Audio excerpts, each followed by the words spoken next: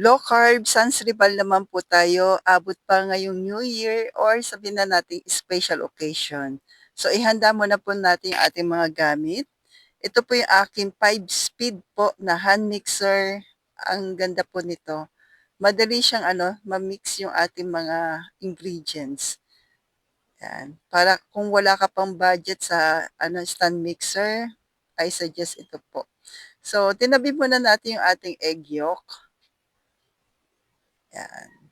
Pero pwede mong gawing leche plan. Sa akin lang wala na akong time. So, 4 na egg white po ng large room temperature na egg. Yan, 4 po. Tapos nilagyan natin ng 1/2 teaspoon po ng cream of tartar. So, favorite mo rin po ba yung ating sansribal? Then 1/3 cup po ng sweetener, stevia, erythritol po ginamit ko na granules. Dahan-dahan lang po natin ilalagay. Naalala ko first time ko matikman tong sansribal. High school ako sa may Santa Ana. Nung una ko siya matikman, ay sabi ko nagme-melt talaga sa bibig. Sarap. Pero noon hindi pa ako naka-low carb kasi high school pa po 'yan. Medyo matagal po ito pero okay lang 'yan dahil masarap naman, sulit na sulit. Kaya nung nag-low carb ako, natuto akong mag-bake.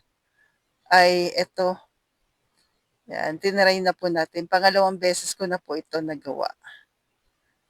Yan. Although nag-work po ako sa bakery before, pero wala namang gano'n na sansribal, kaya inaral ko talaga ito, yung ating sansribal. Pero ginawa nating low carb. Kayo rin po ba? Simula na mag-low carb, natutong mag-bake. Hindi man gano'n kagaling, pero at least pang bahay. Yan. So, konti pa po. At least man lang sa family natin, hands-on tayo, lalo na ngayon na aware na tayo na mas maganda yung mga keto breads, pero paminsan-minsan lamang. Yan. Hanggang maging ganyan na po. So, okay na po yan. Then, yung ating, dahil nga naglo-low carb tayo, almond nuts yung gagamitin po natin. So, ito na po yung aking almond nuts. Pero, this time, hahaluan ko ng konting cashew. Mataas nga lang yung cashew. Yung cashew nuts. Kasi gusto ko matikman mismo yung pinakalasa ng sansribal. Yung cashew talaga yung nagdadala doon. Pero, dahil nga po mataas sa carbs, dito po, nilagay ko po pure na almond nuts. Pero doon sa ibabaw, naghalo na ako ng cashew nuts po. So, dapat naka-preheat na yung oven natin dito. Ang gagawin natin dito, pakukunatin natin. So, isasalang po natin siya ng mga 175 or 180 Celsius na mga 1 to 1.5 hour po. Yan. Or, sabihin natin kahit mag 2 hours is okay. Kasi kailangan natin pakunatin. Yun yung nagpapasarap doon sa sansribal. So, ganito yung magiging itsura po niyan. Pwede siyang pabilog ha. Nga lang mas gusto ko to, mas mabilis. May ganun. Yan, kapos na rin kasi sa oras. Pero pwede naman yung circle. Yan. Tapos, palamigin ng konti bago natin hatiin. Ayan po.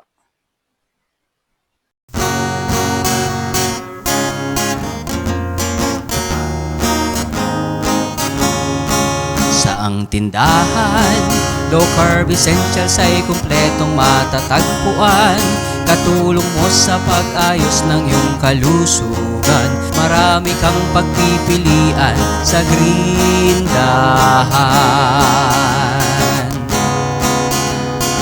Baking essentials, condiments, nuts and seeds, healthy oils, coconut products, superfoods, herbs and spices, low-carb breads, kakanin, at may sugar-free ulam pa. Happy ang pamimili sa Green Dahan! Saang tindahan, low carb essentials ay kumpletong matatagpuan. Katulong mo sa pag-ayos ng iyong kalusugan. Marami kang pagpipilian sa Green Dahan. Hahanap-hanapin, tatangkilikin ang Green Dahan. Hahanap-hanapin, tatangkilikin kiligi ng grindahan. Hahanap-hanapin tatangkilikin ang grindahan. Hahanap-hanapin tatangkilikin ang grindahan. Hahanap-hanapin tatangkilikin ang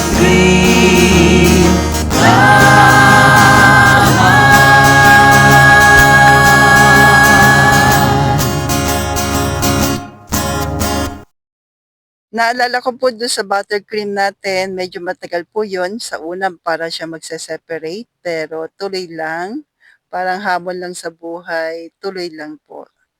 Hanggang sa ma-mix together na po siya na maigi at mas maganda at mas masarap po yung magagawa natin na ating frosting. Then, yun na po yung pinaka-basic, 'pag gagawa na tayo ng cake. Puwede na po yun, pinaka-buttercream natin. O, dagdag idea po. Ayan. So, siya na raw po finish. Ayan. Sarap naman na may katuwang. Thank you. Ayan. So, maliit lang po talaga yung magagawa natin. Tingnan niyo po kung gaano siya kalaki. Ganyan lang po siya kalaki. Pero magkapatong na po yan. Kaya, mai-enjoy na po ninyo ng buong pamilya. So, nilagay na rin niya yung ating almond and cashew nuts po. Pero doon sa mga nagpapagaling pa sa nasa healing process, ay wag na pong cashew, almond na lang. Stay low carb.